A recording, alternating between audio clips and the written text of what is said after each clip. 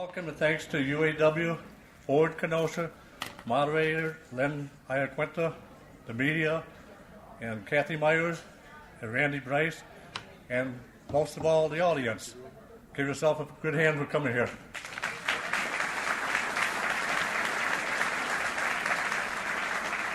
So why are you here tonight? You are here to get more informed on your decision when you go to the ballot box on August 14th. Remember that date. There will be great questions and educated answers. I invite you to listen very carefully to answers so that you can make an informed decision. Further, you are here because you care about your future. You care about your children's future. You care about your grandchildren's future. You also care about your neighbor's future, whether they live next door to you or 1,000 miles away.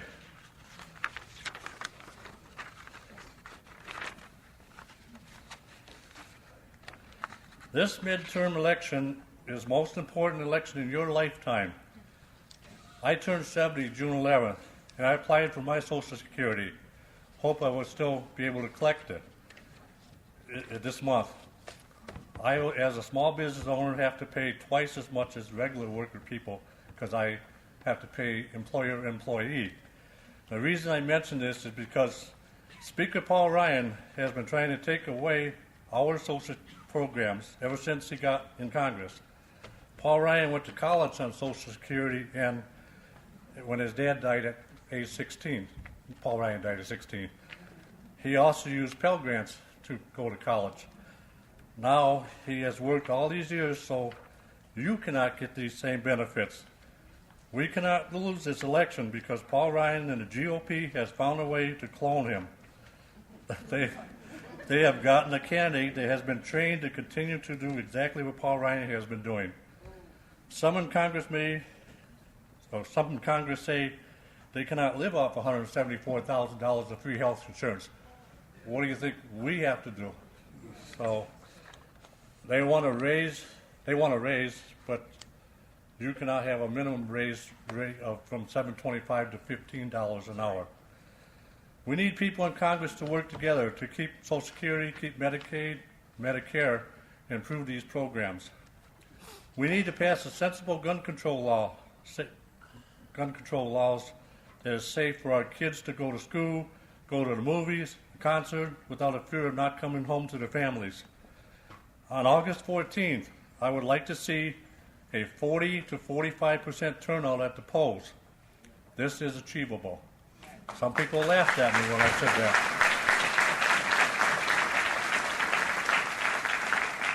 Then, what are you going to do on August 15th? Unify. You got it. Well, we need to unite. Yes. Get involved. No dividing. And stand behind the candidate. Stand behind that candidate wins the primary. We don't want the 46% that stayed home during the presidential election. Again, get in touch with your local groups and the Democratic Party and volunteer. Talk to your neighbors and relatives and friends. Don't laugh at this one. Stand on your rooftops and shout out, vote Democrats. Just do something. We have organizers all over the state. I believe there's 140 at this time. You can phone bank, you can canvass doors, you can bring food to the local office to feed the volunteers, you can do data entry, you also can donate to our local Democratic office at 5712 7th Avenue so that we can stay open throughout the midterm elections. Now, when November 6th comes, I would like to see a 50% turnout plus.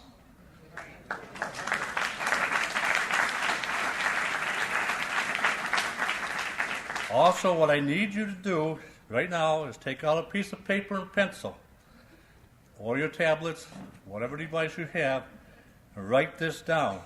And remember, before you go to the polls, I do this before every election, August 14th or November 6th, you need to go to myvote.wi.gov. There you need to check your status of your voter registration. If need be, you can also re-register on this site or go to many organizations in your local Kenosha library. No matter if you voted 4 or 45 years ago, you need to check your registration. I said 45. What is that? People that voted all the time are being knocked off the voter rolls just for moving their auto registration. We had a case like that. Now, in closing, I'd like to send a message to Washington and the nation.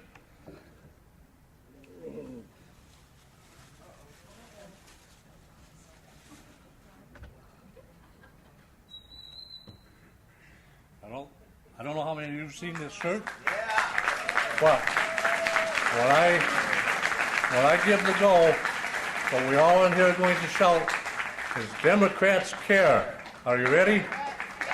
Democrats care. Now, we only got to Youngstown, Ohio that time. Let's go again. Democrats care. And I will be giving this shirt to someone. I donated.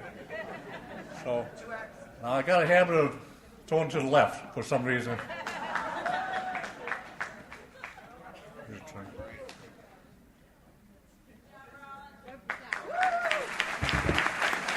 Hi, everybody. Let's give a hand for Roland. That was awesome. Good evening, everyone. My name is Leah Blau. I am on the Forward Kenosha board, and I'd like to thank everybody.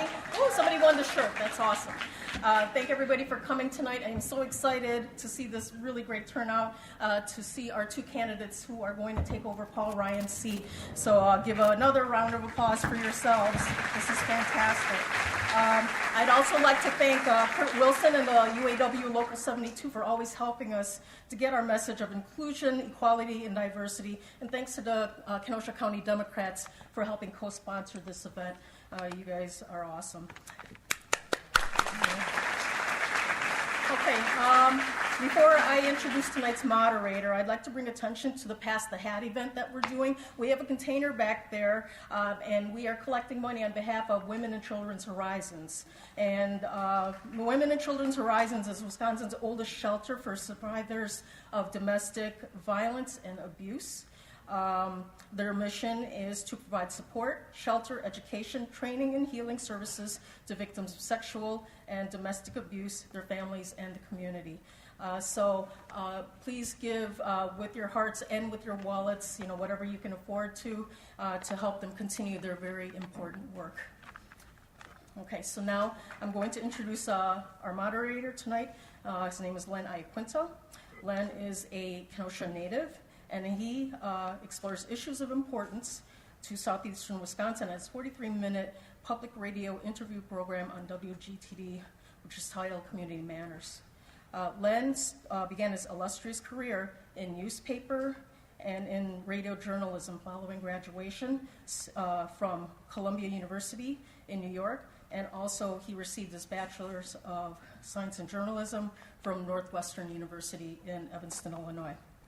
A man of many talents, Len is passionate about improving the culture of philanthropy, journalism, education, fundraising, and strategic planning for multiple nonprofit organizations. He was the United Way of Kenosha County Executive Director for 30 years, a board and executive committee member of the Alliance for Strong Families and Communities, was an assistant district governor of Rotary International and past president of Kenosha Rotary, and also served as president of the Racine-Kenosha Estate Planning Council. He is a board member of the Hospice Alliance Foundation of Kenosha and served as president of the United Way of Kenosha County. Len has won multiple programming and fundraising awards and is a frequent presenter at local and national professional conferences. He contributes to professional journals, and he has a consulting practice that focuses on strategic planning, fund development, and campaign strategies. Please help me give a warm welcome to our moderator, Len Iaquinta.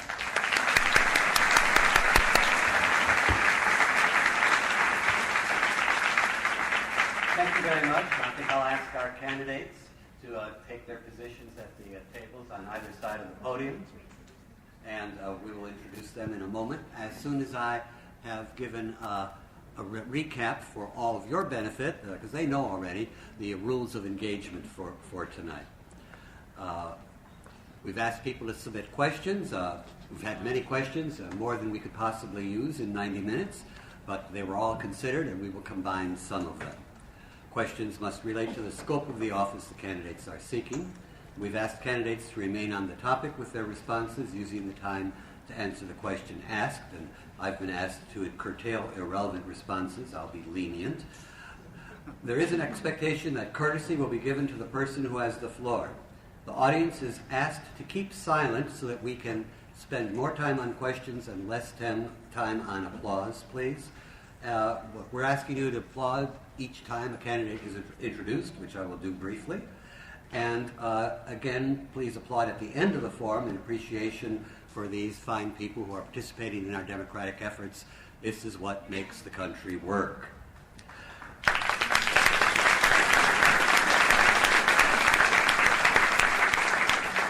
Candidates are advised that interrupting each other or me won't be tolerated, and ad hominem attacks, my favorite Latin word, will be called out.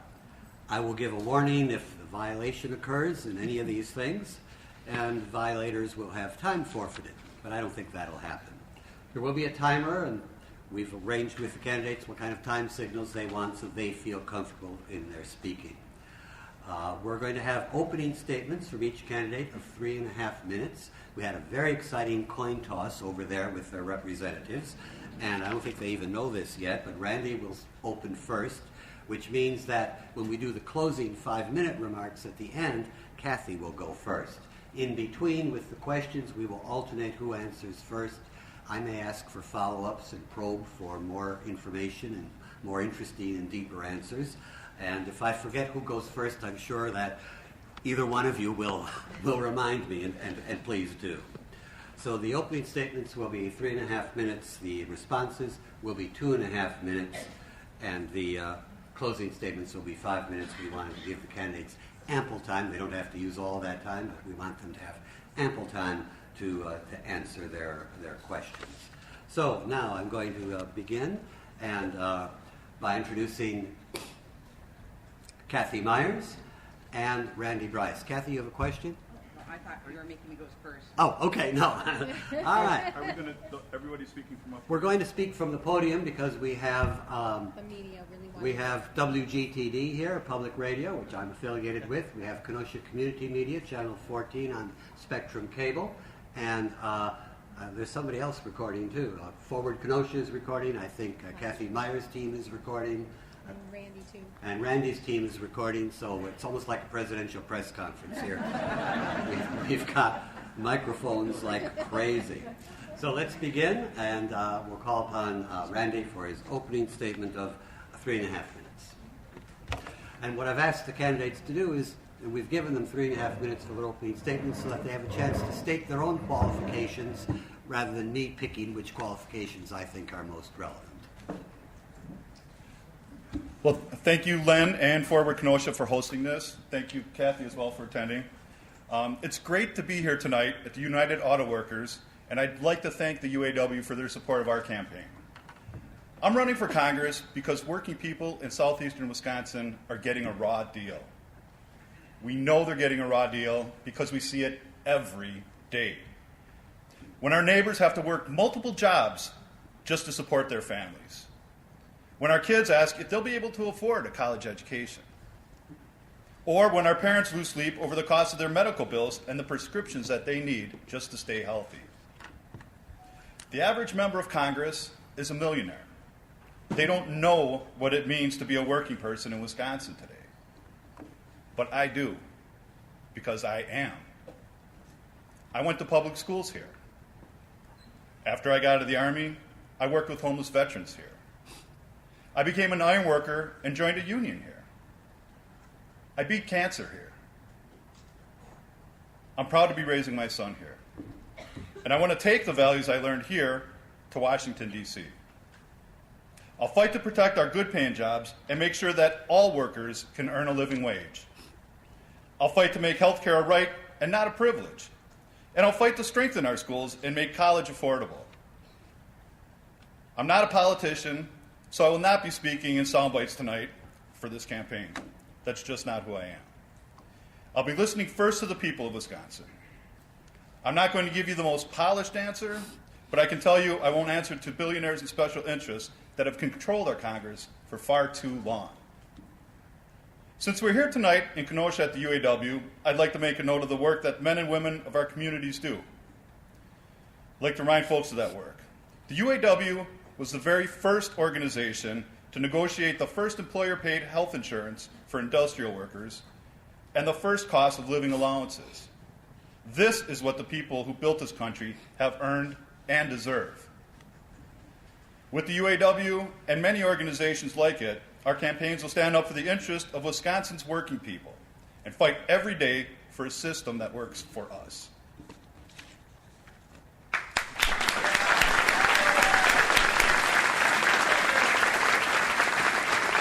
Cathy?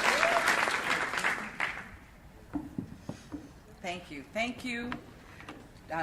Can you hear me okay? Yes, you're good. I feel like I should bend the mic down a little bit. I'll speak loudly. Thank you, Forward Kenosha, for putting this together, and Kenosha County Dems for putting this together. Thank you, Randy, for being here. And Len, thank you for moderating tonight. This is wonderful, and I'm so grateful to have this opportunity to talk with you. So as a candidate for Congress, as you go around and talk with people, you get hit a lot of times with the same question over and over again. And one question that I get often is, what is it about being a teacher that makes you prepared to be a member of Congress? And sometimes I'm a little perplexed by that question, because to me, it feels obvious. When you've seen the fear in your students' eyes because there's an active shooter drill or a threat, when you buy school supplies for your student because they can't afford it, you realize that as a teacher, there's only so much you can do. We have to fix the root problems that are happening in this society. We have to, because they're harming our kids and dividing our communities. I also think we need more moms in Congress. I do. We need more moms to demand gun reform legislation, common sense gun solutions. And that includes things like banning military-style assault weapons and high-capacity magazines. It means making sure that we have universal background checks and that the perpetrators of domestic violence cannot use loopholes to get a gun. I also believe that we need to have more workers in Congress, because we need people who will fight for a living wage, for equal pay for equal work, and affordable child care. You deserve, as a working person, to earn a wage that allows you to support your family, and you'll maybe even see them every so once in a while.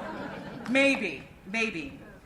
So, it's not only being a teacher that I think has prepared me to be in Congress, but it's also being a single mom. I've raised 2 kids on my own, and I'm very proud of them. But I've struggled, and so I know what it means to struggle, what it means to have to make ends meet. And I think I know how to fix these problems. So I'm asking for your vote on August 13th. Did I say the 13th? Sorry. Thank you for catching that. August 14th, I'm asking for your vote. I know you have a big decision tonight to make in this. I think that what we're looking for here is not just someone who can win an election, but someone that knows how to serve and someone who will fight for you in Congress. Thank you so much.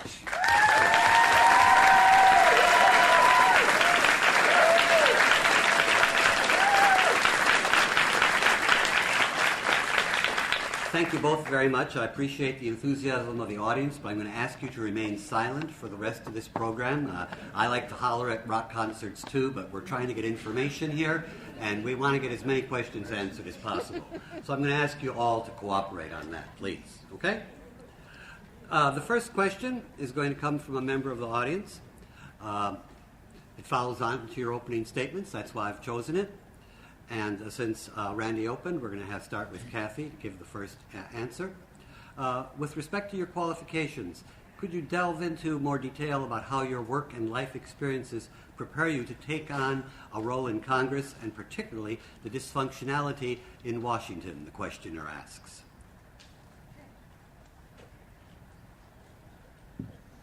That's a great question. I get asked that every so once in a while. So I told you about some of my qualifications as a teacher and as a single mom and as a worker. Some other things you might not know about me include the fact that I was my union president and vice president. And I bring that up because there are going to be times when it's going to be absolutely necessary for, as a member of Congress, for me to stand up and speak truth to power. And I think we know which power in particular I'm talking about. I'm the kind of person that when I see something happening, that I see something that needs to be fixed, I like to get involved and do what I can to try to make things better. And that's why I got involved in my union. That's why I was my union president and vice president. And that's why I led a 3-week strike as the strike center for a 3-week strike that we had in my district in 2003 over attempts to take away our preparation periods. As a member of the Janesville community, I noticed that on our civic committees, like planning and zoning, that there were a number of people who were all from the same demographic, pretty much old white guys, that were part of all those committees. And so I joined a committee that selects people who go on committees. And we've been able to diversify that as well. I ran for school board in 2013 in response to Act 10. What I noticed happening as a result of Act 10 was that the district stopped talking to their teachers because they no longer had to. You weren't required to bargain over working conditions. And in education, working conditions are student conditions, and you must fight for them. And so I got elected to the Janesville School Board. And as a result, I have not only helped increase salaries, protect benefits, but I've also brought back, with the help of others, just cause grievance standards, which I think are incredibly important. One of the things I did on the Janesville School Board, by the way, I realized I was minority. You asked how I can work, in the dysfunction. But the very first thing I did was decide and figure out who was going to be in opposition to me most, and I invited them to breakfast. We need to be treating each other like neighbors again and working together. Thank you. Randy? Well, thank you for the question. Just about myself. I'm a lifelong resident of southeastern Wisconsin, and I remember back at a time when we actually had that Wisconsin Nice going on, where we had Republicans that lived across the street that you got to have a conversation with and talk about reasonable things even if you disagree. After I graduated from high school, I enlisted in the Army. When I came back, I worked with homeless veterans. And homeless and veteran should be two words you never utter in the same sentence. After I did that, I ended up, when our grant ran out, I ended up doing what most veterans do, try to get a good paying job. I ended up working 2 jobs. None of them had insurance. In that time, I was diagnosed with cancer. I know what it's like to be diagnosed with a deadly disease like cancer and not have health insurance. That's why that's one of my biggest issues right now. Not only does it affect me, it affects my mother who has MS and needs 20 medications every month just to survive, or my dad who has Alzheimer's. I became very politically active when Scott Walker was elected governor. I was the political coordinator for the Ironworkers Local 8, helped organize the first protest in opposition to Act 10. Although I belonged to a private sector union, I knew that once you go after one of us, you go after all of us. So we had the first rally in Horicon, Wisconsin. So after that, I found out that it wasn't enough just to protest or to take off of work for all this garbage anti-worker legislation that these banana Republicans have been jamming down our throats every single year. And people ask, why do you keep going? You know they have enough votes. And I'm like, because once we stop making our voice known that we oppose what's going on, they're going to think what they're doing is okay. So since then, I've been in Iowa for 21 years. Half that time, I've been on the executive board. Also been involved as an officer on county labor councils, Milwaukee and Racine. Also been very active with the veterans community. President of the Wisconsin Veterans Chamber of Commerce, and that was to get veteran-owned businesses or businesses that want to hire veterans involved. So I bring labor, veteran issues as top issues, people that we're bringing together. And our campaign started to build a bigger table, not just because I'm eating more and had to get a bigger suit for the campaign, but to make everybody inclusive, make sure your voices are heard. Too many people aren't being represented. Over half of Congress is made up of millionaires, not enough working people. There are 3 members of the building trades, and I'm looking forward to being the 4th in November.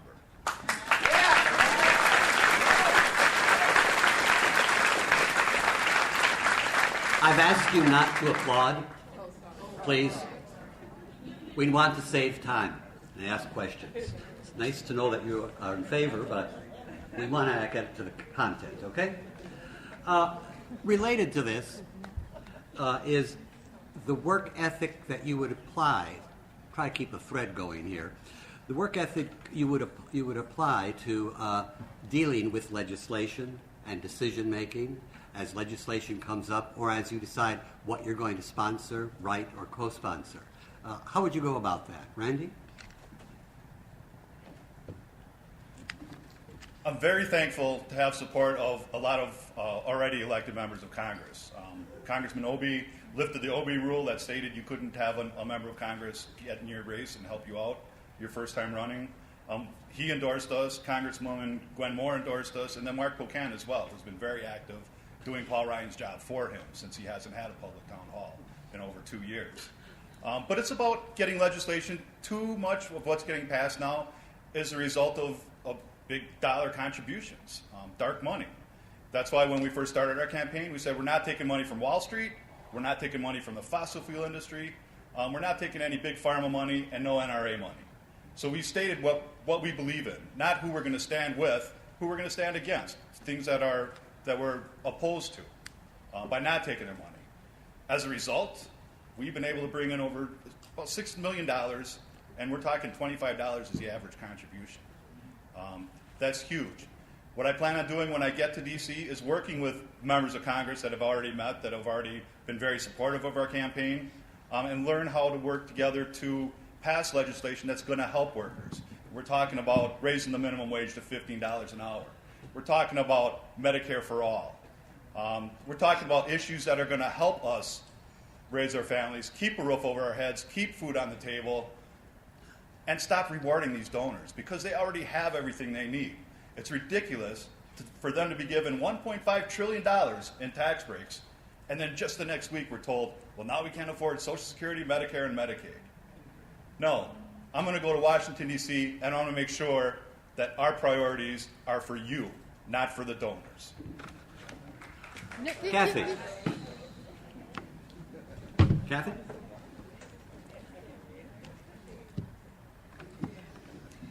So I feel like everything should start with a conversation with your constituents. And if there's one thing that our campaign has been, it's been present. We have been out in our community. I have made over 30,000 phone calls myself to people. I've called every elected official that I could about the things that are concerning them, and not only that, but how they view the relationship between the local level and the federal level. How can we be of service? Because that, I think, is really important. We need to make sure that we have people around who are able to be of service as well. I've always been an incredibly hard worker. I have built coalitions. As a matter of fact, last week I was at my union convention, my national union convention, and I had a new business item that I wanted to pass that I thought was really quite important. And so I worked on getting people to sign off on it.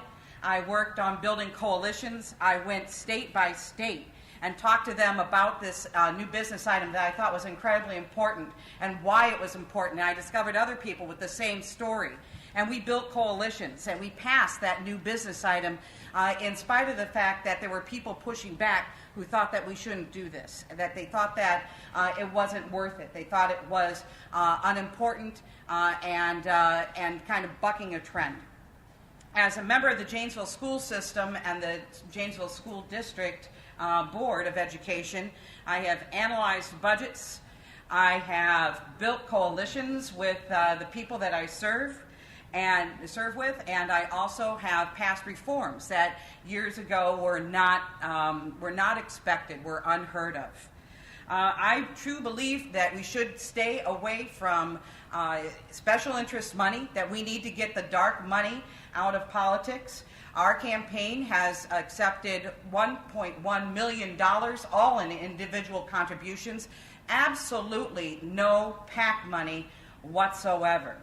And we have done that by making sure that we are talking with people, building and having conversations with our voters and listening to them. It's incredibly important. So thank you very much. All right, let's move on to a big topic in the news today, and that's foreign affairs. And we're not talking about who the president marries from abroad. We're talking about what's going on in Europe, and we're talking about what's going on in terms of immigration. And I'd like to ask Cathy to begin by talking in general about her take on what role she needs to play in the House of Representatives with respect to foreign affairs. And you can pick NATO, trade, climate, and we'll probably do a second round on this because I think we want to go deeply into that issue. Well, that's a broad one. So as far as NATO is concerned, it really is concerning to me that the president is picking fights with our allies. We need to understand the purpose of NATO. It was about those coalitions that we just talked about. It was about making sure that we build a coalition that will protect each other. And so when we start attacking our enemies like Germany and France and Canada, all these countries that are part of our coalition, and we do that in order to advance some sort of relationship that seems to be developing with other countries like Russia, it is appalling to me. It is to our detriment to do that. It means that we are selling out our friends, and if we sell out our friends, who is going to count on us ever again? We did that with the Iran deal when we pulled out of that situation. I think that as far as trade is concerned, there are a number of things that we need to do. We do need to look at trade agreements that we have had from the past, like NAFTA, that I think that need to be re-examined. And this time, instead of just having big corporations at the table, we need to make sure that we bring environmentalists to the table, unions, working people to the table to talk about what we need to do to make sure that everything is mutually beneficial. And my remaining time, I'm going to tell you a little bit about immigration, or talk to you a little bit about immigration. So that is, it's appalling to me what is happening at the border, because it is unnecessary. It is a choice by this president to be cruel to people that are here to seek asylum, to seek a better life. It is nothing that you wouldn't do if you were in the same situation. One of the things that's happening there is our failure to address the backlog of people coming to this country and needing help. People seeking asylum. We need to stop treating them like criminals and start treating them like the pilgrims, basically, that they really are when they are seeking a better situation for their lives. Thank you. Randy? And we're going to go back around, and I'll ask you to pick up the topics in foreign affairs that we haven't covered yet, because it's a broad area, but we want whatever's top of mind, go ahead. Okay, I'd like to hit it up on the trade issue, and specifically talking about Donald Trump and these tariffs. Now, it's not so much the tariffs that I have an issue with, it's more Donald Trump. And we saw the first time he tried pulling these tariffs, and it was during an election when Conor Lamb was running for office, and go figure, it was in coal country, in steel country. I'm sure that had something to do with it. But the fact that when he first announced the first round of tariffs, it was including everybody. That told me he wasn't thinking about it. He didn't think ahead. The next day, he said, well, let's have it include everybody except for Mexico and Canada. And then a week later, it was, and let's also remove Australia. So the fact that he's adding means that people are telling him, giving him some more information that he didn't have before as far as where we need to go. But now this last time, it's pretty much including everybody. And to the point where you're going after a company like Harley-Davidson, which is a cornerstone of the Wisconsin economy. It's an American icon, sending jobs across now.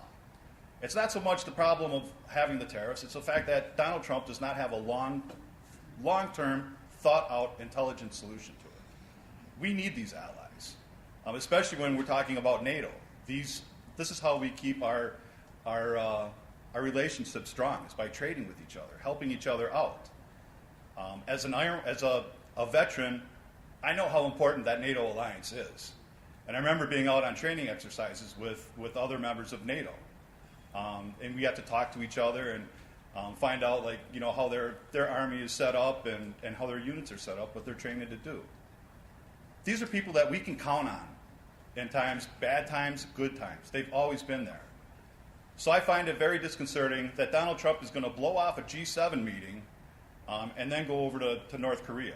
I don't have a problem making overtures to North Korea, but not when you're turning your back on our friends. We need to keep our friends strong and then reach out and make friends out of our enemies. The best way to destroy an enemy is to make them into a friend.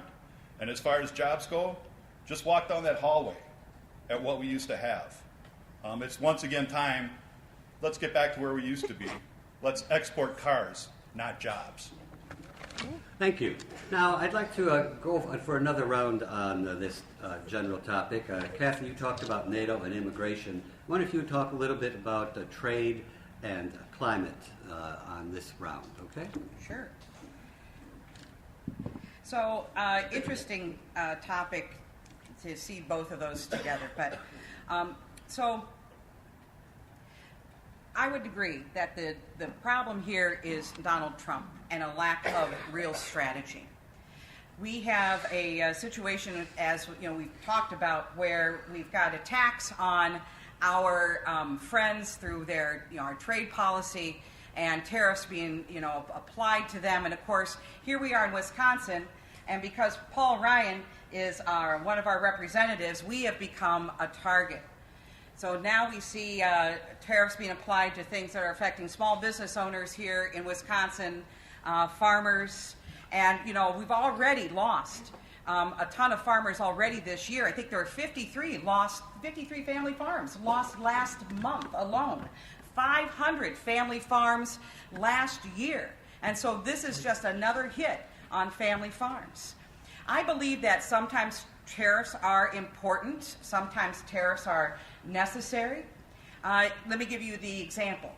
A few years ago, we gave protected status, trade status to China. And immediately following that meant that we were just going to be good friends from here on out, as opposed to reevaluating our relationship with them on an annual basis. And what happened was that China started dumping steel.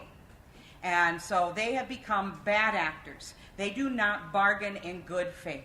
We need to take away that protected trade status and start examining our relationship with them on an annual basis so that we can apply tariffs when we need to and give us a little bit of leverage when we have to. I think that's the way to do it in that case. And I believe you talked about climate, and climate is a huge issue to me. It's a really important issue. And so I'm going to do my due diligence here in about 25 seconds. I hope we come back. But climate issue is one of the biggest foreign problems that we need to address. If we don't address the climate situation, then countries, especially developing countries, are going to be profoundly affected. It's going to cause famine. It's going to cause war. And we are going to get sucked into it even more and more often. We need to make sure we fix the climate situation. Thank you. Randy?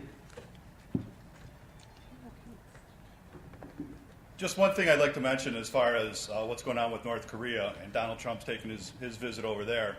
I find it kind of ironic that he went over to North Korea to try to sign them up with an agreement whereby they wouldn't acquire nuclear weapons, right after ripping up that same kind of agreement with Iran. I don't know where he thinks we're going to have any kind of credibility. That seems to be an issue for me. But as far as the climate now, I'd like to switch over to that. Being a member of the building trades, we often get a bad rap as far as some of the jobs that we do. I've been very proactive with making sure, let's get to the root of the problem. The problem is we're dependent on fossil fuels. We need to get off of that. That's why I'm in favor of converting to a 100% clean fuels by the year 2035. It's the right thing to do, not just for our children, but for our children's children.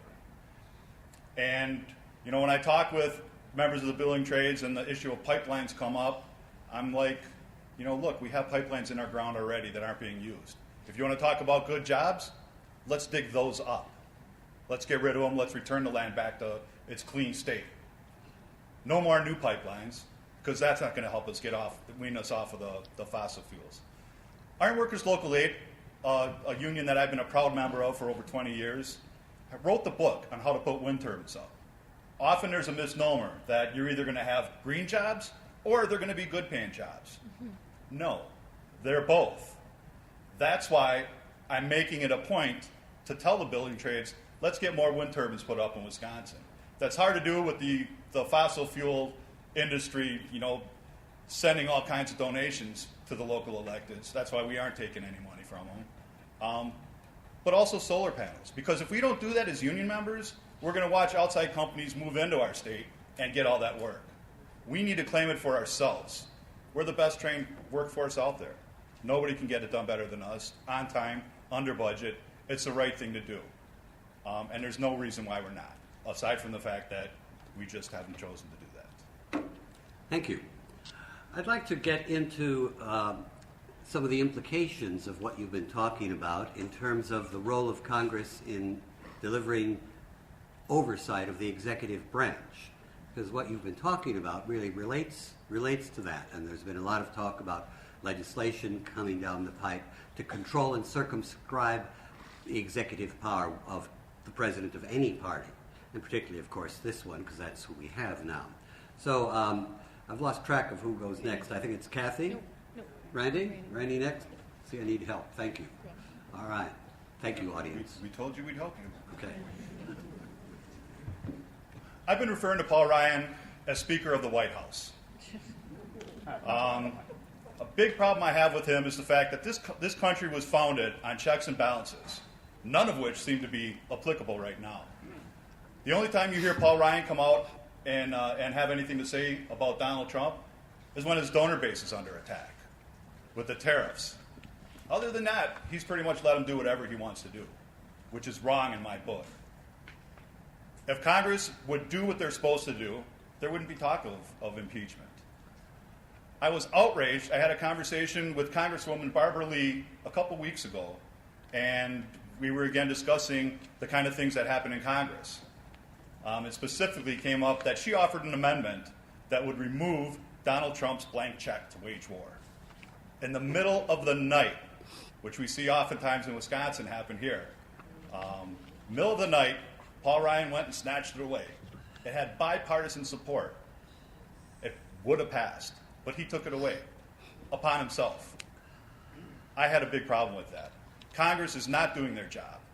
They're letting him get away with whatever he wants to do, which is why it's so urgent. You hear that every year is going to be, this election is the most important. I don't know about you, but I go to sleep at night, try to keep one eye open because who knows what he's going to tweet in the middle of the night. Sometimes he gets up before I do. Not too often, but when it does. And it's a scary time. So that's why it's more important than ever. This is within our grasp. We've already repealed Paul Ryan. We're going to replace him in 2018, and we're going to take back the majority in Congress so that we can put an end to this madness. Cathy? Thank you. So one of the things that was mentioned is the authorization for use of force. which was the provision that Paul Ryan took care of in the middle of the night. That basically means that Congress is abdicating its responsibility to authorize the use of military force. It is Congress's job to decide if we are going to go to war, if we are going to have any military involvement. There has been some things happening in the last 20 years or so where Congress has sort of lightened up on that, and basically since then has abdicated responsibility almost entirely. So we need to restore that. We need to make sure we elect people that are willing to make hard decisions, that are willing to do their research and have the political will to stand up for the things that are right, not just the things that might be politically expedient, and certainly not the things that are the result of their donor base telling them how to think and how to vote. I also believe that there needs to be more congressional oversight of the EPA to prevent the attacks that we're seeing on environmental standards and regulations right now. And one of the things that my campaign has looked at is the use of the emoluments clause to begin impeachment proceedings on the president. Now, the emoluments clause is about whether or not the president can be enriched by foreign entities, and obviously he cannot. That's against the law, and it is against the Constitution. And so our president has refused to divest himself from his businesses. And so when foreign entities, foreign people, foreign leaders come and stay at his business or use his facilities, he is enriched and is therefore influenced. We need to really look hard at the emoluments clause. I think that there is a case to be made for impeachment against this president on that basis. And I'm looking forward to seeing the end of the Mueller probe when it is really done, not when the Republicans say, because there may be a case to be made about obstruction of justice that would require an article of impeachment. Thank you. We've had some mention of education in the opening remarks, and I have a question from Ryan by email and a question submitted tonight.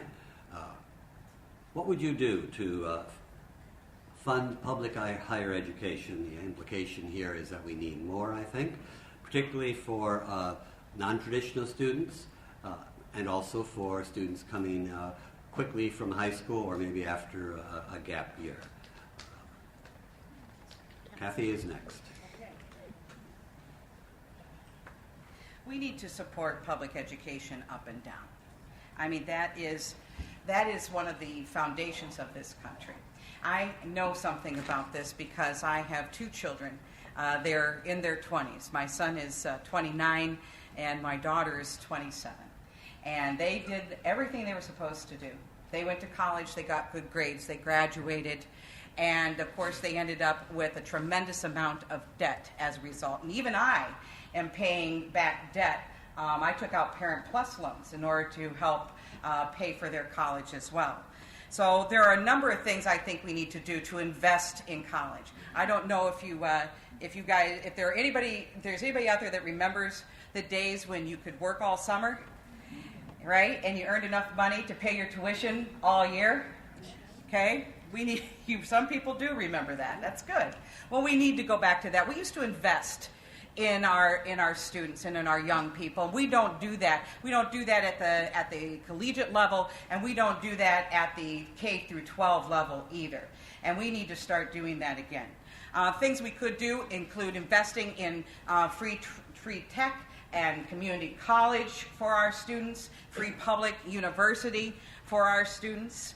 I don't think that those things are out of line. I think that it will be incredibly important to our students and encourage more people to go, and especially encourage them to look into other things like at tech schools, areas that they are interested in as well. We need to increase the amount that we give out in Pell Grants, and so we can support our students. And as far as K through 12, if I may take a moment to talk about that, because as a high school English teacher, with 24 years of experience, that is a really important issue to me. We need to get rid of the voucher program. I got into this race because of Betsy DeVos, because she was planning on voucherizing the entire country. She is the enemy of public education. She is trying to turn it into a situation where education is only for the elite. It is un-American. It's wrong. And we need to stop the voucher program and start funding our schools. Strong community schools make strong communities, strong small businesses, strong neighborhoods. Thank you. Randy?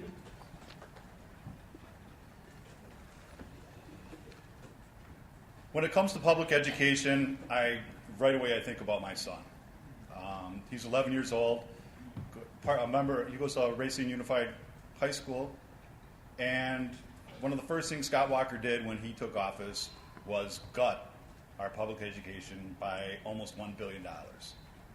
That's about four and a half times what he's given out to Foxconn now. What we need to do is make sure that we have early educational opportunities available for younger children before normal grade school, especially among disadvantaged students, and more so in communities of color, because they're being left out. We need to make education, have everybody start from the same starting line. While they're going to school, we need to get rid of the vulture program. And I refer to it as vulture, not voucher. Because that's stealing from my son's education. You tell us that we can't afford our public school system, but you take money away from it and you try to fund two systems with it. That doesn't make any kind of sense to me. There's no way we should be stealing from our public education in order to supplement a business opportunity disguised as an educational facility. That's just wrong. We also need to pay our teachers what they're worth. Because how can we take our kids, drop them off, our most prized possession, in front of a school and not worry about them? You know, teachers have enough to worry about. And I'm not talking about arming them either.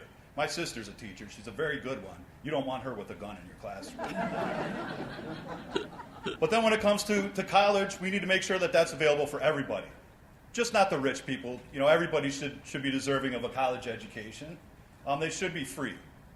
I'm not talking about private schools like Harvard. You know, if you want to pay to go to a school like that, that's on you. But if you want a college education, it's only the right thing to do, because as a country, don't we want to have the best educated workforce in the world? How can we go wrong? It's something that you can't take away. You can't take away somebody's education. So I'm a very active proponent of public education for those reasons. We're on a good pace, but we need to make sure we get rid of people like Betsy DeVos, who, you know, Donald Trump has put the worst people in every single agency. He's talking about the best people. I see the worst people. Every person he's put as a secretary spot is there to destroy it, not help it. Thank you. I wonder, we don't have to take all the time of 2.5 minutes if you don't want to, but I wonder if we could drill down just a little bit more on the student debt issue, because whether you're going to Gateway Technical College system, which is a very fine system here in southeastern Wisconsin, we are so lucky, or our extremely fine regional campuses, people are graduating with way, way too much debt. What about reforming the student debt program? Right, Cathy, I think, is next, right? No. Is no. it Cathy? Randy? Cathy. Randy? Go ahead, Randy. I I'm just sorry. in charge of that. Student loan debt is a huge issue. And it makes no sense to me that it's the only kind that can't be discharged during bankruptcy. You can redo your loans for cars, for your house, but you can't resubmit it for your college education. What that's doing is making people, once they graduate from college, the first job they take, they're pretty much going to be stuck there. For the mere fact of having some kind of income, now you're paying back your student loan. I can't understand why you can't refinance it, but that's the way that it is. And it's one of the issues that people on both sides of the aisle agree upon. So it makes no sense. Well, it does make sense if you have wealthy banks that are making a lot of money off of it. Again, follow the money. That seems to be the problem these days. But it's an economic issue as well, because once those loans are paid off, then the students have extra money to buy things like cars, houses.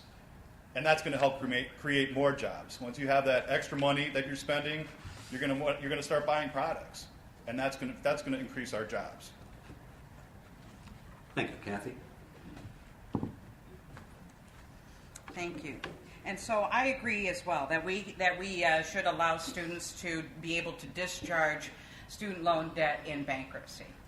And we should also make it more possible for them to consolidate loans. We should also have loan forgiveness programs for students that go to work in certain geographical areas that need a lot of help, but also in certain fields that need more people. So there are things that we could be doing. But I want to talk to you for a second about the interconnectivity of this whole thing, because it's not just about student loan debt, although that is a huge problem. Part of the problem also is that when our students graduate from university and they have all this debt, not only do they have all this debt, but they are oftentimes not paid a living wage for their first job out of school. On top of that, they have concerns over insurance. Maybe there are some of them that would like to put out their own shingle and start their own business and go out on their own, but they can't because they're concerned about health insurance. I think some remedies to those things include things like Medicare for all. I think the time has come. I think it will encourage entrepreneurship, and it will also help small businesses and be able to invest more money into the wages that they pay their employees, which are maybe some employees that are trying to pay back on some student loans. So I don't know if you realize this or not, but we've got a big problem with that in Wisconsin. 1 in 4 of our workers here in Wisconsin earns a wage that is below the poverty level. 1 in 4. That's terrible. That means that you and me and you, and then you're the fourth one, are not earning a wage that supports you. And it doesn't even matter if you have a college education. We've told our kids that if you want to be successful, if you want to be able to support yourself, go to college. And then they end up saddled with student loan debt and a wage that doesn't support them. Those are some of the things that we should be working on, I believe that we need to have at least a $15 minimum wage in this country. I think it is absolutely necessary. And those benefits include the ones that were talked about before, about being able to spend money and stir up the economy. Thank you. All right. The topic has come up about money now and minimum wage and poverty level. I'm glad to hear that.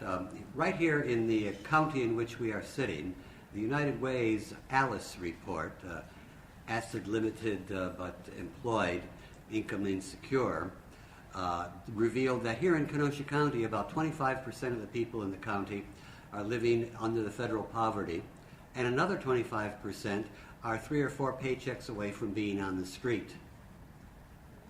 So, what is your plan to help, as a member of the House of Representatives, improve the minimum wage situation and improve the lot of working people in this county, in these counties, in your district, in the state of Wisconsin?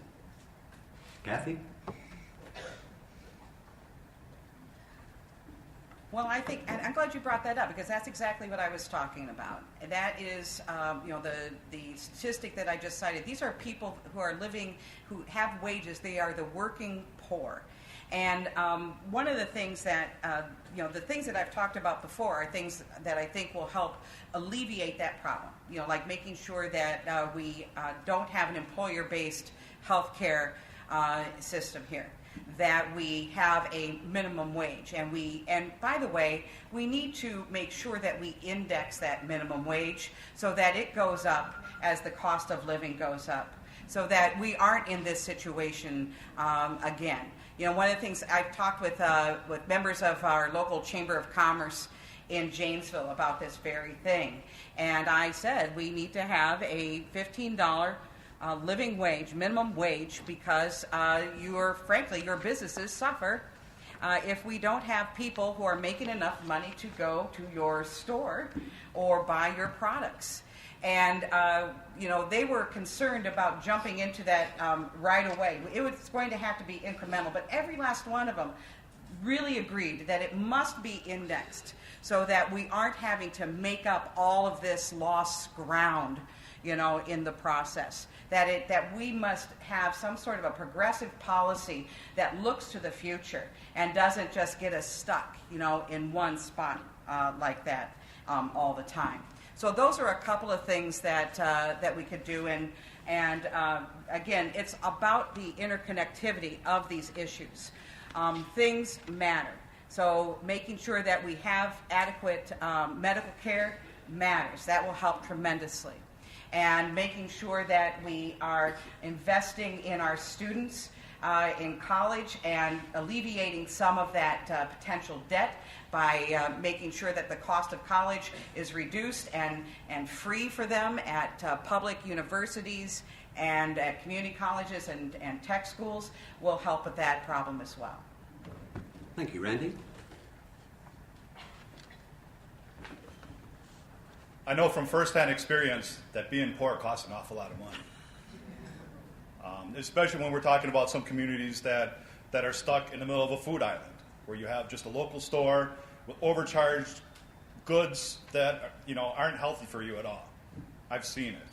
One of the things we need to do, that's why we need to raise the minimum wage to $15 an hour. We also need to make sure that people have safe and healthy work conditions. The way that I got out of poverty was to join a union.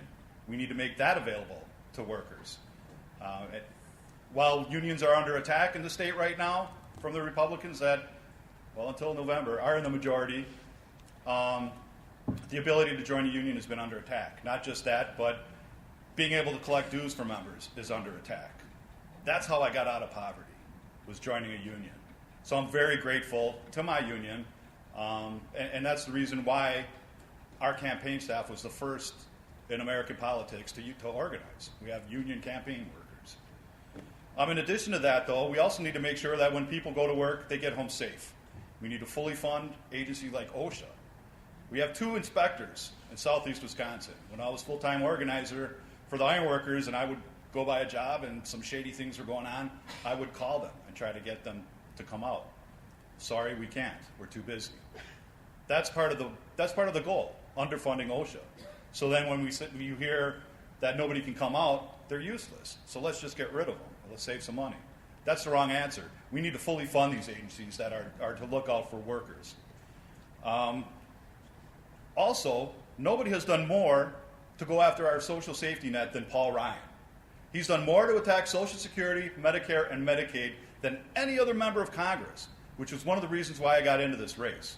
We need to expand these programs because there aren't good jobs. We've seen the middle class in Wisconsin disappear faster than in any other state in the country. The unemployment rate might be okay, but what good is that when you have to work 2 jobs instead of 1 good-paying job just to get by? Workers have been ignored for too long, and in this state we've been under attack, under heavy attack. It's time to stop it here, and I'm looking forward to stopping it in Washington, D.C. as well. Thank you. Related to this issue of wages and poverty in general, there are ethnic and racial implications here. And we'd like to talk about that a little bit tonight. Gwendolyn writes in through the email that a 2016 report by the Center on Wisconsin Strategy notes that the state's almost 90% white American and has the regrettable distinction of ranking among the worst states in the nation in terms of racial equality, from education to jobs and income to incarceration.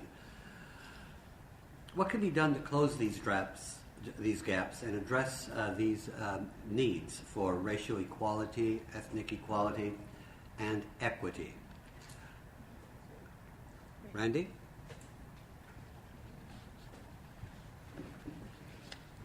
Well, it's a huge issue. It really is. First of all, I think we need to understand that we can be in a place in our society where you can have a Black Lives Matter sign and a We Back the Badge sign.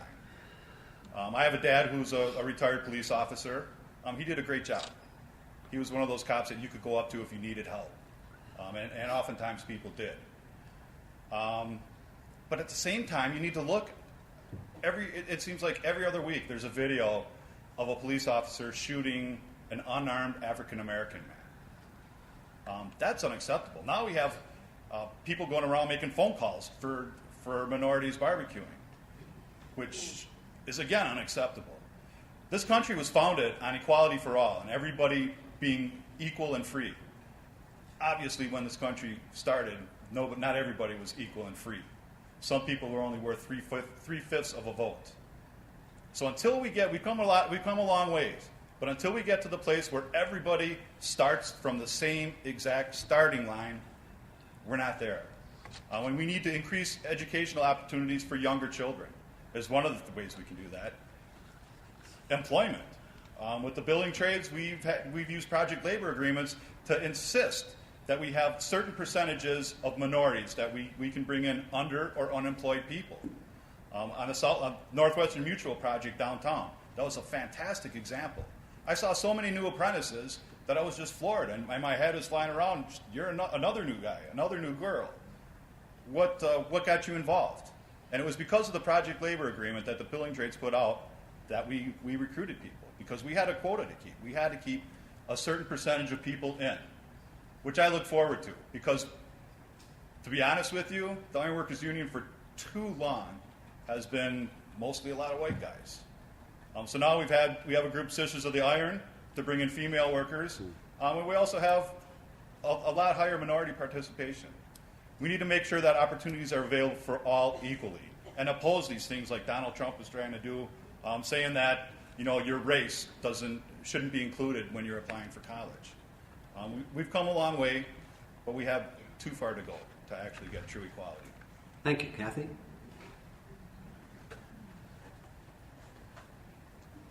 Thank you. One of the first things that we need to do as a community is to stand up when we see things that are wrong. When Sheriff Beth made his comments about racially inappropriate comments about the arrest of some shoplifters here in Kenosha area, I actually attended the meeting where they discussed that, and I expressed my displeasure not only for what he said, but I called for his resignation. We need to expect that our leaders are the best of us all the time. I also went to the city council in Janesville when they attempted to move the polling place for the spring election to the police station. And this is for a community of color in Janesville as well. That was an attempt to suppress the vote. So there are so many things that we need to be doing to make things better for our black and brown brothers and sisters and our neighbors in this community. One of the things we need to do is have great gun legislation and gun reform, because if you are an African American male, you're 6 times more likely to be killed with a gun. We need to stop criminalizing the poor, would be another thing. We also need to make sure that we legalize marijuana, and we return those people that are in jail for nonviolent offenses like that. We return them to their community. We help get them back on their feet, and we restore their voting rights and make them part of our community once again. This is a difference between me and my primary opponent, who has called for decriminalization. I'd like to see if he would be willing to go further than that and call for legalization of marijuana, which I think is really important. We need to make sure that we protect voting rights as well. 50,000 fewer African Americans in Wisconsin voted last year because of all the attempts to stop the vote in that community. I'm talking about things like voter ID and purging of the voter rolls. We also need to make sure that we have more union labor. There is a direct correlation, I should say, with the decline of unions and the decline of the middle class. Thank you. Thank you. This is getting interesting, so I'm going to ask Randy to continue with his remarks on this topic, because it's an important topic. And I'll come back to Cathy for another round. Okay, just to clarify, I have called for full legalization of marijuana. Decriminalization is the very first step, but we've been on record as far as being in support of full legalization of marijuana. It's created a lot of money, income in the state of Colorado, and that's a great place to look as far as being able to help fund our schools. Another issue that we have, though, as far as equality, this school-to-prison pipeline that we have. That once somebody gets into the system, it's so difficult to get out. And that's ridiculous. That's why we need to do things like ban the box. And I'm proud of the fact that that's one of the things we need to do. Because if you fill out your application and that box is there to check, have you been convicted of a felony, you have to check it, your form goes right in the garbage. You're never going to get a call. Get rid of that box. Let the person at least have an opportunity to make it to that interview so they can explain themselves. They should have an opportunity to interview for that job. That's one of the reasons why I'm glad that the building trades, we don't care about where you've been. All you need to become a member, have a GED, high school diploma, and a driver's license. We don't care where you've been. We want to know where you want to go. If you're willing to work hard, we don't care what you look like, what you believe in, come join us. We'll teach you everything you need to know. So I've been a huge proponent of the building trades as far as helping get people back on the right track. And I've had some really good stories too. One was a young guy, an apprentice that came out to work for us. He had a record, a felony, and he was a new father. But he was so grateful and so eager to learn and just absorb everything he could around him. He wore a kind of funny welding hood that reminded me of something from Star Wars. But other than that, he's a fantastic guy. And his welding was getting better, too. He needed a lot of help in that. But we're not giving up on him, and we're not giving up on other people, too, to come in, get those kind of opportunities, and make yourself a proud member of society. It's not the hardest thing to do. All people need to do, though, is just be given the opportunity. And I think that's what's going to make all of us so much better, is if we have these opportunities for people. Thank you, Cathy. Please continue on this topic. So one of the things that I'd like to expand on relative to this topic is the issue of education. I've spoken about vouchers already, and one of the things that I've learned, and one of the best things about this process and this job of running for Congress is just how much you learn. I knew that vouchers were a bad idea. As a member of the Janesville School Board, I've seen the money that's been taken away from our district. But what I really didn't fathom was just how devastating it has been in Milwaukee, which of course is where this all started. It's been used to systematically make sure that our persons of color in Milwaukee have schools that are being defunded.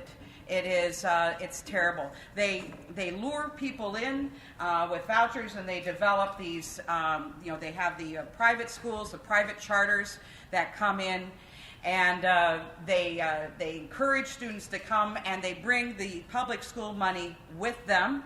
And then after the third Friday count, they find a reason to expel them and get rid of them, and then they keep the money. And when the for-profit school, this private school, decides that the profit margin isn't good enough, they will pull up stakes in the middle of the night and deny the families and children of that neighborhood an education. It is a systematic attempt to attack the education of the minority community and persons of color in our area. It is terrible, and it needs to stop. If I may expand for 30 seconds on voting and why we need to make sure that we are enfranchising everybody to be a part of this. One of the ways that we've attacked African Americans in this state is through voter ID and purging, as I mentioned before. Ways we can remedy that would include automatic voter registration, where you opt out. It's being used in other places, and we can do that here. We can do it across the country. We could also encourage things like ranked choice voting, which could get more people involved and be interested in voting. Thank you. Thank you. I'd like to turn now to a sort of a different track. We've had, of course, some interesting questions about the candidates personally. Personal integrity, how you would work together after the primary is over. So I want to start first with the personal integrity questions. You've both had to endure attacks or revelations about your personal lives in the media. And we want you to be able to have a chance to tell the voters in this room and who will be listening and watching what your response is from your own lips. I'm going to start with Cathy. Cathy, you've had an issue with respect to something called the homestead tax credit. I used to live in Illinois, and I worked in Illinois and lived in Wisconsin part of that time, so I'm a little familiar with that. The homestead tax credit is basically, for the audience, something that allows you to get a partial tax break on your principal residence in the state of Illinois. I'll stop there. Cathy, the floor is yours. Thank you. That's a great question. I used to live in Illinois. I owned a home there. I moved to Wisconsin and tried to sell my house during a recession, and it didn't go so well. And so I had a house. I eventually was able to rent it out, but I was able to take a homestead credit, which gives you a little bit of tax money back, some of it back, not all of it. I never owned two homes. There's been some speculation about that I owned a house that I was taking a credit on in Wisconsin and in Illinois. No, I owned one house in Illinois where I took the credit. This was done by a tax professional. I have since had it looked over again by another tax professional who said that it was fine and that we're okay, that it was an appropriate use of a tax credit. I knew that there would be a tax on me, and I, we all know when we put ourselves out there that there are going to be a tax on us. And I've had people come up to me and ask me, how do you prepare for that? How do you handle that? And I guess the way I handle it is I know who I am, and I know how I've conducted myself, and I'm also surrounded by incredible family and friends who also know who I am. And so I sort of root myself in that. I know who I am. I know the kind of person I am. And I have people around me supporting me who also know the kind of person I am. And so you just sort of you push back when you have to, but you just keep pressing on, because they're going to take swings at you no matter what. And we cannot allow those kinds of things to stop us from these important missions that we are on. Thank you. Randy, you've had your share. People have said that you have DUIs, that you were arrested sometimes. A couple of times I'd be willing to stand up and cheer for the reason you were arrested when you were protesting some things I think are great. Let's hear from your own lips what that's all about and what your response is. Okay. First of all, 20 years I had an OUI in Upper Michigan. Was working and stopped after work and had some beers. I had too many beers to be able to get behind a wheel. Made a mistake, which I'm very sorry for. Tried to drive and was pulled over. I admitted my guilt then. And even when I went back to go to talk to the magistrate, she asked if I had an attorney, and I said no. I said, I did it. I'm guilty. I'll let you decide what the punishment is going to be. And that's where I stand. I wish that we had more elected officials that when you screw up, you say, I screwed up, instead of hiring a lawyer and then hiring a lawyer for your lawyer. That's not the way to govern, if you're asking me. Things would be so much better in this country if people, when you did something wrong, you said, I screwed up. And you said, I'm not going to do it again. The person I was 20 years ago isn't the same person that's standing here right now.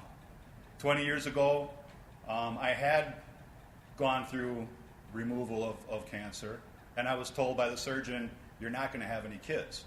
11 years ago, I had a son that was born. He's changed everything about my life. I do so much on his behalf. And that's pretty much all I can say about that issue. I screwed up. I made a mistake. I learned from it. It's never going to happen again. And I'm going to teach my son to do the same thing. Not drink and drive, but if you screw up, you be honest about it. because I'll be at your side no matter what you face as long as you tell the truth. Thank you. Now, another question that we're being asked, and Randy will go first on this, is, all right, after the primary, how are the two of you going to work together to defeat the Republican? The 2018 midterm elections is too important not to be able to work together. We need to come together. That's why our campaign isn't attacking. We're attacking the bad guy. And right now, that's the Paul Ryan clone. Because we know that after August 14th, we're going to need to find ways to work together. It's about taking back Congress. I'm in it not just to win this seat. That's why I say we're in construction, not demolition. We don't attack people that we're going to need to work with. We're going to need all hands on deck. It's taken a lot of people to get us to where we are, to repeal Paul Ryan. It's going to take everybody and then some to replace him with a working person. I'm looking forward to not just doing that, because this first district has not been represented for the past 20 years, and everybody in this room knows about it. We've lived it. We're going to change that, and we're going to do it from the first district, and we're also going to take back control of Congress around the country. So that's why we're helping not just win this race here, but we've been able to build up a really solid email list. We've used it to help out Amy McGrath in Kentucky. We've used it to help Connor Lamb win his election. It's about building a movement. It's about taking back Congress, not just winning the seat, although this seat is very important. Thank you, Cathy. So we've said from the start that if we lose this primary, we get behind the winner of the primary and we work our butt off to make sure that we take this seat in November. This is our best chance in 20 years. And so we have to make sure that we put things aside and get to work and make it happen. I would say that I don't attack either. When I ask questions and when I talk about flip-flops on things, that's about policy, and that's about the job. And you're going to be asked that kind of question if you are a member of Congress, about the decisions you made and why you changed them. And I think that those kinds of questions are fair game. I don't think personal questions are, but questions about decisions that you've made that are about policies are fair game. I think that we need to bring those things out. And if I'm not going to bring them out, and I will, certainly the Republicans are going to bring them out. You're going to have to face those questions at some point or another. Better do it now and figure it out, because it's going to be even harder after the primary election. Thank you. Now, one more question about minorities, maybe from a different tack. I'd like to hear each of you, and I think we're with Cathy first. What will you do to encourage, support, or introduce a co-sponsored legislation to make sure that the rights of the LGBTQ plus population are protected, and also of the elderly? As we all know, elder abuse is something that's a big issue, and since I'm becoming elderly, it's an issue for me. Cathy? Thank you. So I don't know if you know this about my history, but in 2007, a student came to me at the end of the year and asked me if I would be a sponsor for a club, a gay-straight alliance at our high school. I thought that this would be a pretty, minimal task, honestly, an administrative duty. I told him I would be willing to do that. I would be his liaison between the club and the administration. I was glad to do that for him, no problem. And boy, did I discover that there was a lot more to it than I anticipated. I thought there might be some pushback, but I did not anticipate people being bussed in to school board meetings that I had been called in front of for apparently trying to ruin the youth of our school by starting and helping a student start a gay-straight alliance. They bussed people in. They circled the students during school board meetings when the school board went into closed session, and they harassed our kids for wanting to be supported by their school and to be allies. Kids would come out of this circle and they would say things to me like, Ms. Myers, my parents don't let me talk to my uncle anymore. My daughter was a part of this as well. She's an ally. And she'd never seen anything like this in her whole life. And she broke out of the circle as well. She said to me, I have to thank you for the way I was raised, because it never occurred to me to hate someone just for who they are. I like, that kid is something. And she makes me proud every day, the way she fights for things. I will fight for LGBT rights like you would not believe. You know, we've got a serious thing coming up here with this Supreme Court pick. I don't know if there's a procedural thing that we can do, but we've got to make some noise. And we have got to be phoning our senators about this, because your right to marry who you want is under attack. Your right to unionize is under attack. Your right to have a personal, the most personal conversation with your doctor is under attack with this Supreme Court nominee, and we have to fight back. Thank you. Thank you, Cathy. Randy? We started off this campaign and we talked about building a bigger table. That's basically what it all comes down to. It's about making sure that everybody has representation, that everybody knows that somebody cares about them. That's not happening today. We're proud to have been endorsed by Jocasta Zamaripa, Congressman Mark Buchanan, and the Trans United. Very strong allies for LGBT groups. And when it comes to that, and people are like, well, you know, Randy, what about bathrooms? And I'm like, you know what? I want people to be who they are. When you're born as somebody, be who you are. I tell my son, it's about honesty. And that's what we need to encourage, is more honesty. Looking out for each other. And at this bigger table, we're going to be sitting across from people that we haven't seen before. The faces aren't those that we've always recognized. But just to be there, just to sit there, have that initial conversation, is going to open up a lot of doors and invite others in. You know, I'm very thankful that just in Madison, they voted against conversion therapy. We need to do things like that, and keep on it and show our allies that we are standing with them, no matter who you are. And as mentioned earlier, the Supreme Court justice is going to be a huge thing for us.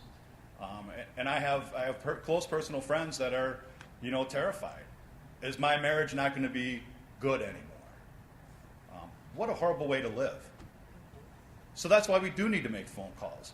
Contact the senators. Those are the ones who are going to be making the votes, and tell them, no, we don't agree with this.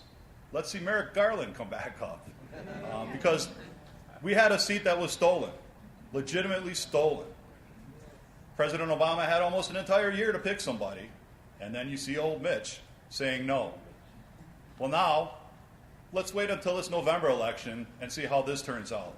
Because if we can get people fired up enough, I bet we can not only turn Congress back over, but we can also get the Senate. And I know that's why it's so important to keep Senator Tammy Baldwin right where she is. Thank you. This has been really great, and I appreciate the calm of the audience and the great remarks of our speakers. Now we're going to have our closing statements. There'll be 5 minutes each. Now, Randy won the coin toss, so he opened first. So Cathy is going to close first, okay? And you have 5 minutes to make your closing statement, and then I hope everyone will applaud Cathy when she's done, and everyone will applaud Randy when he's done for subjecting themselves to all of this. Cathy, the floor is yours. Thank you. Thanks, Len, for being here and for moderating this discussion. And I want to thank Ford Kenosha for this, and the Kenosha County Dems for putting all this together. I know this is no easy task. It's a lot of work. Roland, you were at at so many events taking notes about things to make sure that we had a really great event, and I think we did. And I want to thank you for all of your work. It really means a lot. And I want to thank all of you for coming out here and caring about this race. This is so important, as has been said multiple times. So I am running for a variety of reasons. I got into this race because of Betsy DeVos. I got into this race because I wanted to protect public education. I got into this race because I wanted to make sure that we have working people who are advocates for our friends and neighbors in our district in Congress, people who understand what it means to struggle and what it means to try to put food on the table. I have, and I will. I want to thank you so much for this. I think I feel like I've just exhausted every bit of my resume in front of you.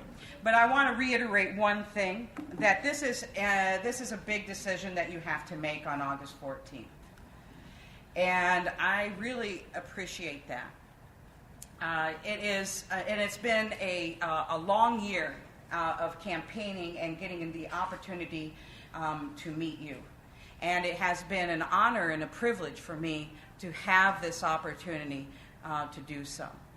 I think I'm the best person to take on the Republican in the fall.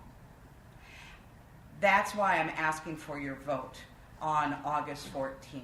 We're going to have a big fight ahead of us. I know Paul Ryan isn't running, so it seems like it should be easier, but the guy that's likely to come out of the Republican primary is Paul Ryan 2.0. He not only wants to carry Paul Ryan's policies to Washington, he even looks like him, which is a little disturbing. And if we don't take him, we don't take this seat this year, it's going to be really, really hard after that, because this guy is also like Paul Ryan in that he's a youngster. He's only like 38 years old. He will be a lifer, just like Paul Ryan. And so I am asking humbly for your vote on August 14th. I hope I've earned your confidence and respect. Thank you so much. Thank you, Cathy.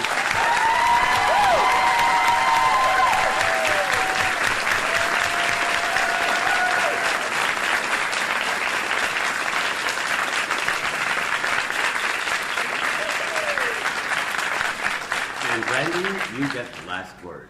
Okay. I got into this race for one reason: to repeal and replace Paul Ryan.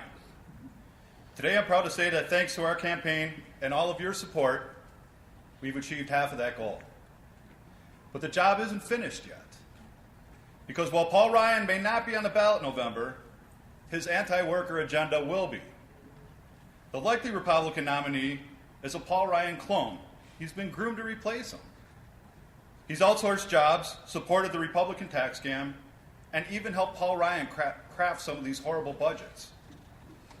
As Paul Ryan said in his endorsement, he knows what he's doing. That's exactly what I'm worried about. In this election, the voters of Kenosha and Southeast Wisconsin have a choice. We can elect another politician who values corporate will and profits over workers' ideas and rights, who supports tax breaks for the rich, but not a fair living wage, and who would continue Paul Ryan's attacks on the retirement that we've earned and the health care we deserve as people of the wealthiest nation on earth. Or we can elect someone who understands the challenges working people face, someone who's actually lived every day like them. I'm thankful for the campaign we've built over the last year. We have support from all over the 1st Congressional District. The people behind us, the people are behind us. Over 120,000 people have supported our campaign. We have raised close to $6 million with an average contribution of $25.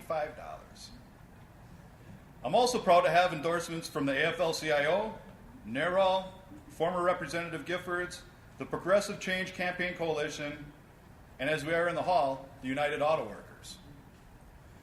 We also have support from elected officials who I hope to work with if I'm fortunate enough to be your representative. Representative Mark Buchanan and Gwen Moore support our campaign, and I'm looking forward to working with them on your behalf. I'd also like to announce Senator Bernie Sanders is coming into our district this weekend to help us replace Paul Ryan and defeat his protege. You okay, Phil? He will be at another UAW hall across the district in Paul Ryan's backyard in Janesville. We have an opportunity to replace Paul with real representation from a working person who understands their everyday struggles to reach the American dream. But our fight is far from over. So if you believe that health care should be a right, that our kids deserve better, safer schools, and access to affordable higher education, and everyone who is willing to work hard deserves the dignity of a steady, good-paying job. If you believe every person in Kenosha, Racine, Janesville, and all of southeastern Wisconsin deserves an opportunity to work hard and share in the American dream, then I'm humbly asking for your support. Together, we repeal Paul Ryan. In November, we can finally replace him and give Wisconsin's working people the representation they have earned and deserve. With your help, we can turn Wisconsin blue. We will turn Wisconsin blue. I look forward to the challenge ahead and to seeing all of you on the campaign. Thank you for being here tonight. Really appreciate seeing all of you. Thank you, Len.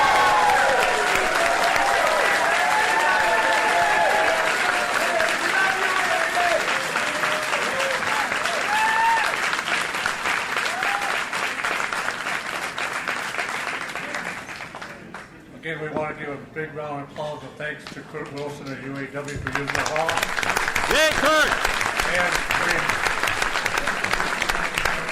remember, it's you that the vote will be counting, so we win this election this year. Thank you. Thanks for coming.